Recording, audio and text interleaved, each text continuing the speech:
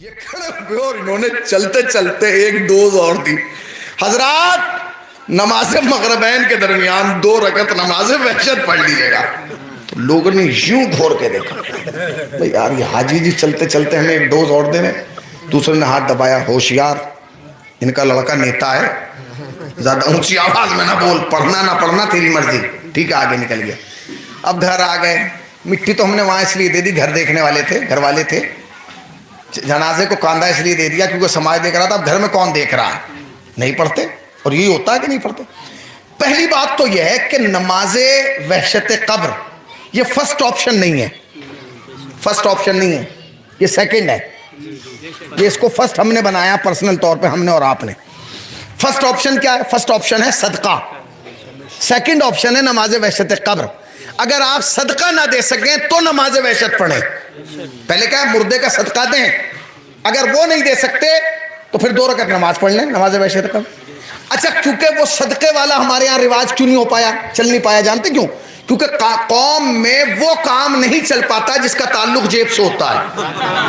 وہ کام اسپیڈ پکڑ لیتا ہے کہ جو زبان سے, ہم تو پوری قوم زبان پہ چل رہی ہے نا, زبان میں ہم سے آگے کون نکلے گا. یہ دیکھیے آپ, کسی موضوع کا ہمیں علم نہ ہو پھر ہماری بحث کرائیے اس موضوع پہ, دیکھیے بحث ہو رہی ہے. تو ہماری پوری قوم کا سسٹم زبان پہ چل رہا ہے. زبان خرچ کرنے میں ہم سے بڑا کچھ نہیں ہے, مگر جہاں جیب خرچہ ہو, ابھی تو کرونا گزرا ہے, کرونا گزرے بھی مولانا 2.5-3 سال ہو گئے, قوم کا ابھی تک کرونا ختم نہیں ہوا. میں مسجد میں بھائی یہ رنگ کرا دو, مولانا ابھی تو کرونا ختم, میں کچھ کرو نا, ارے کیا کرے. تو اس میں کچھ دینا تھا نا, تو جہاں دینے کا کام آتا ہے وہاں سست ہو جاتا ہے معاملہ, وہ نہیں چل پاتا. لہٰذا فری میں کام کیا تھا, نماز. قوم اس پہ لگ گئی, نماز چلو بھائی پیسے تو نہیں جا رہے, پیسے تو بچنا ہے. مگر شریعت نے کیا کہا, اپنے مردے کا بھی صدقہ دو. کیوں؟ اس لیے کہ صدقۃ رد البلا, صدقہ بلاؤں کو رد کرتا ہے. تم نے شریعت کا مزاج ہی نہیں سمجھا, شریعت نے مردے سے زندہ سمجھا دیا. بتا رہا ہے کہ جب صدقہ تیرے مردوں کو بچا لیتا ہے تو زندوں کو کیسے نہیں بچائے گا. صدقہ کیا ہے, جب مردوں کو بچا رہا ہے تو زندوں کو کیوں نہیں بچا سکتا. ہاں آپ اس صدقے کے ذریعے ہر چیز میں حصہ لے سکتے ہیں, ہر چیز میں. کوئی چیز ایسا نہیں ہے کہ جس میں آپ حصہ نہ لے سکیں. کربلا میں, عراق میں جو ہے وہ روزوں کی حفاظت کرنے کے لیے لوگ جنگ لڑ رہے ہیں, آپ نہیں جا سکتے, مگر آپ کا اس میں حصہ ہو سکتا ہے. پوچھیے علماء سے, یہاں بیٹھ کے ان کے حفاظت کے لیے صدقہ دیجئے. آپ برابر کے شریک ہیں, آپ برابر کے شریک ہیں.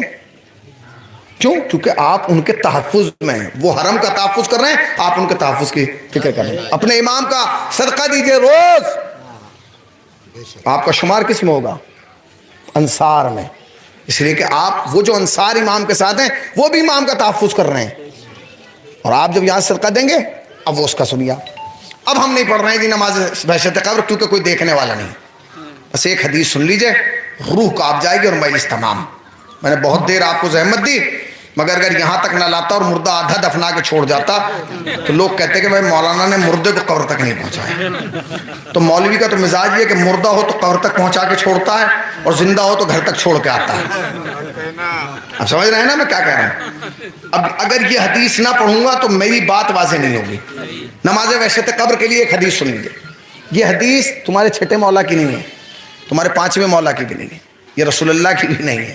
یہ اس امام کی ہے کہ جس کی تم ریت ہو, جس کی امامت میں تم بیٹھو, یعنی حضرت امام زمانہ عجل اللہ تعالیٰ فرجہ الشریف. صلوات ذرا بآواز بلند پڑھیں اگر محمد والے. مجلس تمام ہو گئی. اس جملے کے بعد مجلس تمام ہو رہی ہے. بس اس جملے کو سن لیجئے, اور اگر ایک نے بھی عمل کر لیا تو میں سمجھوں گا کہ میرا پڑھنا اور آپ کا سننا کامیاب ہو گیا. اس جملے کو سنیے. مولا فرماتے ہیں مومنو, جب تمہیں کسی مومن کی خبر غم ملے نا, یعنی تمہیں کسی کی خبر انتقال ملے, تم دور ہو یا نزدیک, یعنی اب کیا ہے, اب سوشل میڈیا کا زمانہ ہے, ہر آدمی کے موبائل میں جیو ہے اور فیس بک ہے. آدمی امریکہ میں مل رہا ہے, خبر یہاں مل رہی.